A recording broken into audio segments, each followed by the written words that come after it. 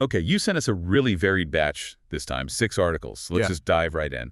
The first one's by Shashi Tharoor, and he's arguing for more bipartisanship on national security, especially after that Pahalgam attack. Yes, Yeah. exactly. And what really jumps out is his point about how, you know, after these crises, politics often gets in the way, parties scoring points instead of uniting. Right. He mentioned Pulwama in 2019, didn't he? How the response got tangled up in the election stuff. He did, and it raises that question, how effective can our long-term strategy be if it's always subject to political winds? He really pushes for a cohesive approach, something beyond party lines. Did he give examples of when it worked? Yeah, a few. Cargill in '99, apparently Sonia Gandhi backed the BJP government then, and the 2016 surgical strikes too. He also looked internationally, like the U.S. response post 9/11 New Zealand after Christchurch. So it's not just an Indian issue. Mm. And he draws on his own experience too, right? Mhm. Chairing that External Affairs Committee. Arguing for a consistent Indian foreign policy, not one that changes drastically with each government. That 1994 example is pretty striking. PM Rao sending Vajpayee, the opposition leader, to the UN on Kashmir. It really highlights a different kind of political climate, doesn't it, compared to, well, the often quite bitter discourse we see now. Yeah, he talks about that shift, the Overton's window, how the range of acceptable debate has moved towards more division, partly thanks to social media. And the consequence, he argues, is that security discussions become blame games, not strategic thinking. So his main point is, A call for a national security doctrine that's basically nonpartisan, insulated from election cycles. He stresses its collective responsibility, needing statesmanship. okay, moving on. The second article is quite different. It's about high-yield seeds and how they became symbols of modernity during the Green Revolution. This is from a science historian, Abhinav Tyagi. Yeah, it's an interesting perspective. Tyagi frames the state as this central distributor of scientific progress back then. He starts with the post-WWII global food situation, the Grow More Food campaigns. And he touches on the Bengal famine. He does, including Amartya Sen's analysis linking it to British wartime policies. Then it shifts to India's own post-independence Grow More Food efforts and their initial limitations. What kind of limitations? Things like deforestation from expanding farmland and issues with how they were actually measuring crop yields. Initially, it wasn't very systematic. So then came a shift. Exactly. Towards more rigorous field-based testing, supervised experiments, getting data from farmers. This methodological change really set the stage for the Green Revolution's, let's say, more technocratic approach, centralized planning. The article also mentions problems with traditional Indian crops. Right. Susceptibility to diseases like rust, and they were often tall plants that would collapse if you gave them too many inputs like fertilizer. Which led India to look elsewhere. Precisely. International collaborations, particularly with the Rockefeller Foundation, the All-India Coordinated Maize Improvement Scheme, AICMIS, that was a big step. And that's where Norman Borlaug comes in, with the semi-dwarf wheat from Mexico. Yes. M.S. Swaminathan was key in bringing it to India. Borlaug visited in '63. They tested varieties like Lerma Rojo and Sonora 64 here in '64, and the yields were just, well, exceptionally high. Was Sherbody's Sonora the first big success? That's mentioned as the first commercially successful hybrid wheat, yeah. And the National Demonstration Program, the NDP, was vital. It showed farmers directly what these new seeds could do, like a big demonstration in Delhi in '67. So that's when the seeds really became these symbols of modern farming. Exactly. The state leaned into it. Seeds, irrigation, fertilizers became tools of development policy. Huge investments in infrastructure, subsidies, seed certification systems. But that also pushed aside traditional practices. It did tend to marginalize informal seed saving and exchange. And things like MSP, the minimum support price, and subsidies heavily influenced farmer choices, creating more controlled agricultural economy. So seeds became quite political instruments in the end. Absolutely. Linked to national pride, food security, sovereignty, moving beyond just their initial Cold War geopolitical context. Okay, Article 3 takes us into physics. A new twist on the Ising model, incorporating non-reciprocal interactions. Sounds complex, but it apparently broadens its use. It does sound complex, but the article explains it well. It starts by comparing the Ising model to a model organism in physics, like fruit flies in biology.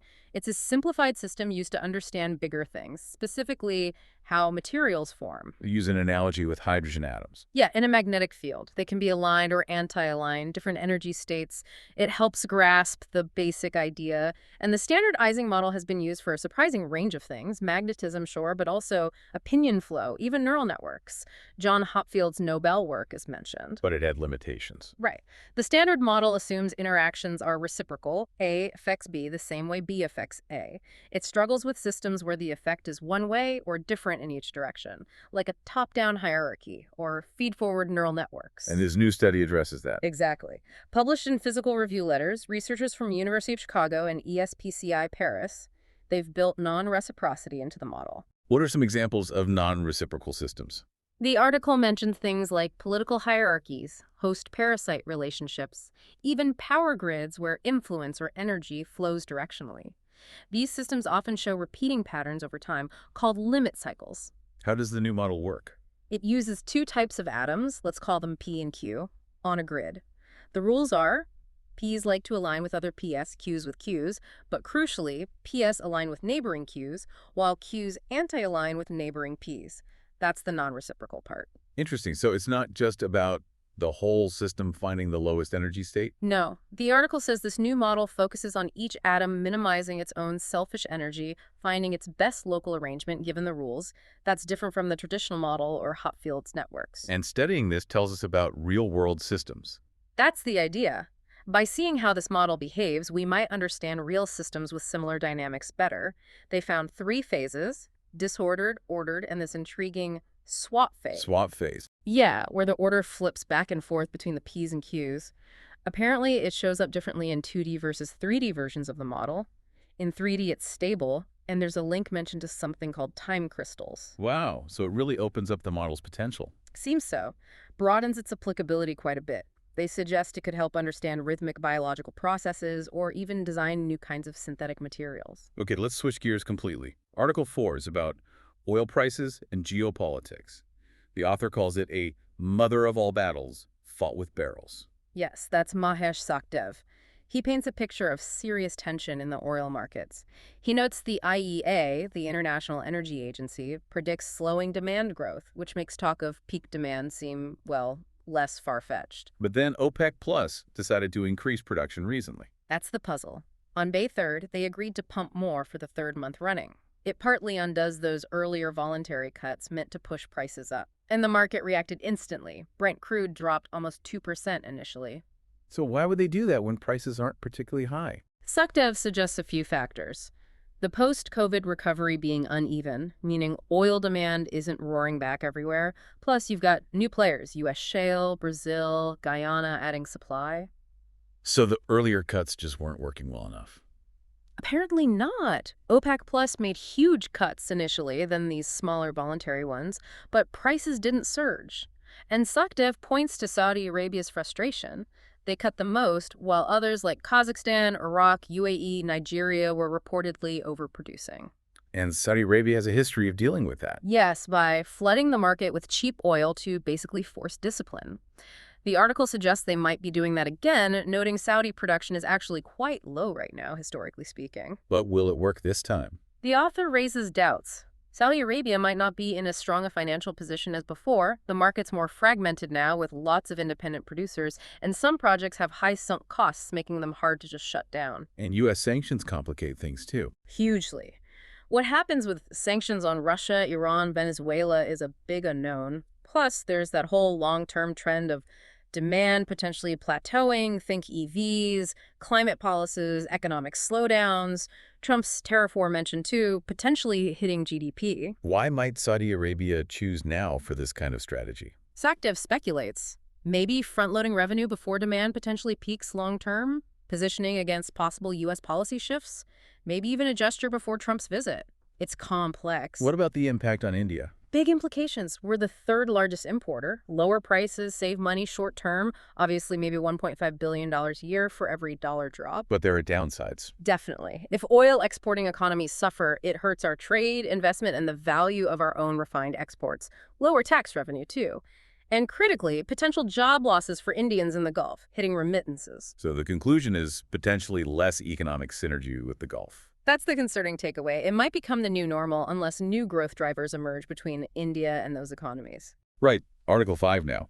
This one takes us into the world of atomizers and sprays. Starts with deodorant, which is pretty relatable. Yeah, it's a good entry point. An atomizer just turns liquid into a mist.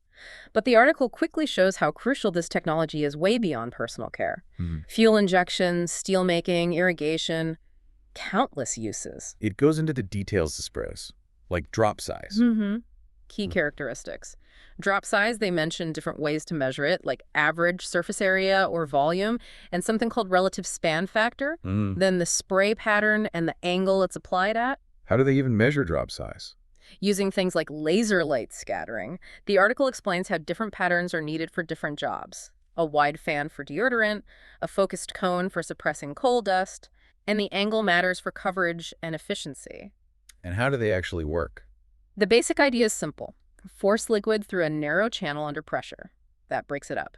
Different nozzle designs create different patterns, a flat fan, a thin sheet, or a conical spray from what's called a pressure swirl atomizer. Pressure swirl. Yeah, the article uses a great analogy like swirling chai in a glass before pouring. It makes the liquid spin inside the nozzle, creating a cone shape as it exits. What about aerosols, those really fine sprays? Right. Aerosols have tiny drops that stay airborne longer.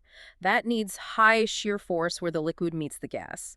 Techniques include using very high pressure, ultrasonic vibrations like in nebulizers, or using air streams to help break up the liquid. The range of applications is pretty vast. It really is. Cooling turbine blades, making milk powder via spray drying, fuel injection in cars and planes, foam sprays for fires, agriculture, and tons of medical uses, nasal sprays, pain relief, disinfectants. It even mentions COVID-19 spread modeling and climate science. Yeah, aerosols are important there too, virus transmission and the cooling effect of some particles in the atmosphere. And then, of course, all the household things, cooking oil sprays, cleaners, perfumes. Definitely makes you look at that deodorant can a bit differently. Okay, our final piece. This focuses on India's villages and something called the Panchayat Advancement Index, or PAI. It's presented as a tool for evidence-based decisions at the local level. Right, the government's push for data-driven policy. But the article notes the challenges, like census delays and data usability issues. Exactly. Researchers apparently find the available data hard to use, especially for, local representatives, and data visualization tools are lacking. The current system is often top-down, local data feeds upwards, creating a mega picture, but maybe missing the micro picture in the village itself. So the PAI aims to fix that. That's the goal. The PAI baseline report for 2022-23, released recently by the Ministry of Panchayati Raj, is framed as a big step. It's a composite index, uses hundreds of local indicators across 9 themes linked to the Sustainable Development Goals. And they collected data from a huge number of panchayats. Over 2.16 lakh, apparently, with validated data.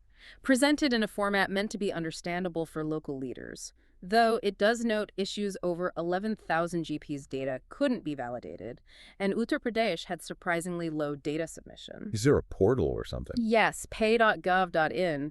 It's seen as a potential tool for officials and can even generate reports by constituency for MPs and MLAs, which could help target support. The key seems to be linking data directly to local outcomes. Precisely. Using the PAI score for, say, a healthy panchayat to see where the gaps are and what needs doing, it stresses that improving these scores needs everyone working together, individuals, the community, elected reps, frontline workers, CSOs. It's just involving universities, too, like Unnat Faratapayan institutions. Yeah, to help analyze and explain the PAI scores to communities. And it talks about using the scores to guide funding CSR funds, mineral funds, MPLAs, MLA towards meeting the SDG targets by 2030. But it needs support structure. Definitely.